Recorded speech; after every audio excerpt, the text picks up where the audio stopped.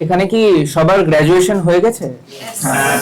তো যাদের গ্র্যাজুয়েশন হয়ে গেছে তারা এটা খুব ফিল করতে পারবে যে গ্র্যাজুয়েশন পরে যে মা বাবারা রং পাল্টায় ওটা দেখে টিএমসি থেকে বিজেপিতে যাওয়া যে কোনো নেতা নোট নিতে পারবে। মানে গ্র্যাজুয়েশন হওয়ার আগে একবার গ্র্যাজুয়েশন করে নে, তারপর তো লাইফ পুরো সেট। আর গ্র্যাজুয়েশন হওয়ার পরে খেতে বসেছি, সারা জীবন তো আমাদের পয়সাতেই খেয়ে গেলি। ফোন দেখছি, সারাদিন তো বসে বসে ফোনই দেখিস, এবার তো অন্তত কিছু হয়ে দেখা। তো বিরক্ত হয়ে আমিও শেষে দেখিয়ে দিয়েছি যে আমিও হতে পারি মোটা।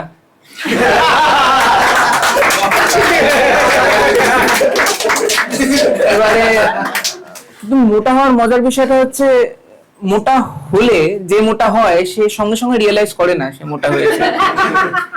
যেমন আগের দিন আমি আমার পছন্দের শার্টে বোতাম আটকাতে পারছি না পেটের কাছে, তো আমি রিয়েলাইজ করলাম যে আমি মোটা একেবারেই হইনি, আমার গ্রোথটা খালি এক্স অ্যাক্সিসে হয়েছে।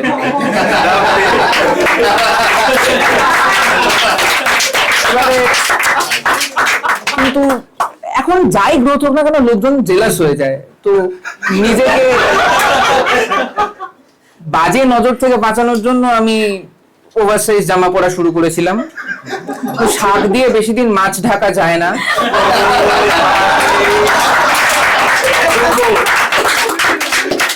তো এরপর আমার এক স্কুলের পুরনো বন্ধুর সঙ্গে দেখা হয়েছে, তো নর্মাল যেরকম কথা হয় আমাকে বলছে যে আগে সেমে কটা ব্যাগ পেলি।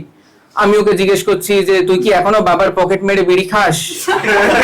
তো বলছে না এখন আর সেটা করি না, ওটা ছোটবেলায় করতাম, এখন আর ওসব করি না, এখন মার পার্স মেরে সিগারেট কিনি। তো কথা বলতে বলতে হঠাৎ করে আমাকে বললো যে পুজোয় কোথায় যাচ্ছিস?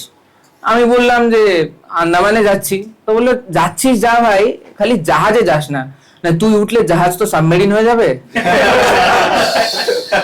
তো এবার যখন আমার কাছে আর অপশন নেই, তো এখন আমাকে কারণ অ্যানালাইজ করতে হবে আমি কেন মোটা হয়েছি। তো আমি গেলাম একজন পরিচিত ডায়েটিশিয়ানের কাছে। তো ডক্টর গুগল আমায় বললেন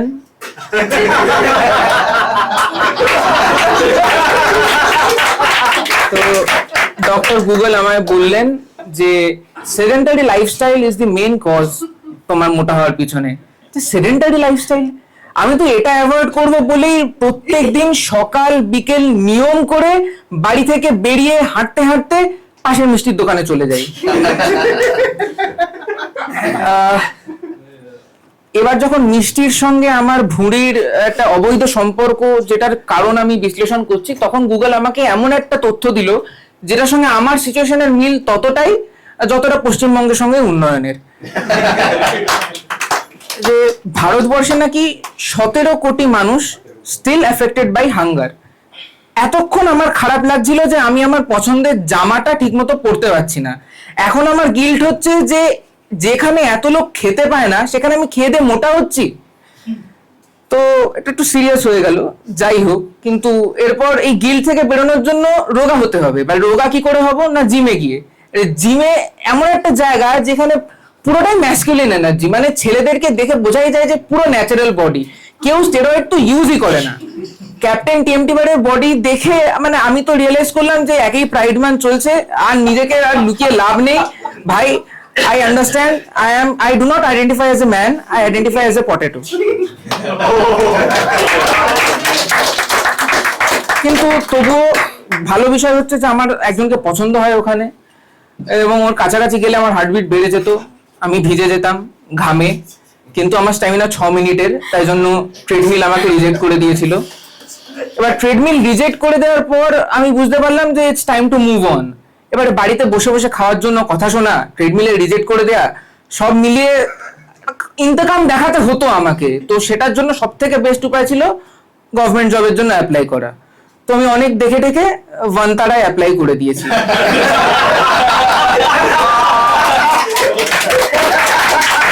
অবভিয়াসলি দেশ যারা চালায় তাদেরকেই তো সরকার বলবো। তো ওখানে প্রথমেই পোস্ট যেটা ফাঁকা ছিল সেটা হচ্ছে গন্ডারের।